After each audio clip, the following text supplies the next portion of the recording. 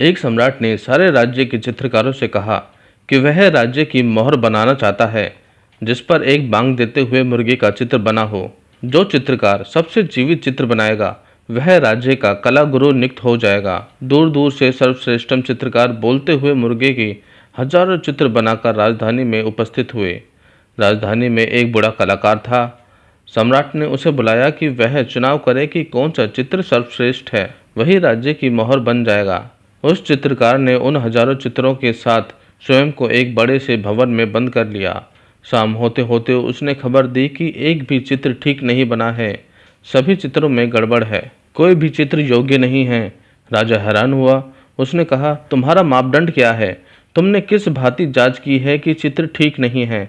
मापदंड एक ही हो सकता था और वह यह है कि मैं चित्रों के पास एक जिंदा मुर्गे को लेकर गया और उस मुर्गे ने उस चित्र के मुर्गे को पहचाना ही नहीं। अगर वह मुर्गे जीवित प्रतीत होते तो वह मुर्गा घबराकर भागता या लड़ने को तैयार हो जाता। कोई भी चित्र मुर्गे ने स्वीकार नहीं किया। सम्राट ने कहा, यह तो बड़ी मुसीबत हो गई है। राजा ने कहा, अब तुम ही कोई चित्र बनाओ। उस बूढ़े ने कहा, इस बुढ़ापे में मुर्गे का चित्र बनाना बहुत कठिन है। सम्राट ने कहा, तुम इतने बड़े कलाकार हो, एक मुर्गे का चित्र नहीं बना सकोगे? उस बूढ़े ने कहा, मुर्गे का चित्र तो बहुत जल्दी बन जाएगा, लेकिन उसके लिए मुझे मुर्गे जैसा होना पड़ेगा। राजा ने कहा, कुछ भी करो। उस बूढ़े ने कहा, कम से कम 3 वर्ष लग जाएंगे, पता नहीं मैं जीवित बचूं या नहीं। उसे 3 वर्ष के लिए राजधानी की तरफ से व्यवस्था कर दी गई और वह बूढ़ा जंगल में चला गया।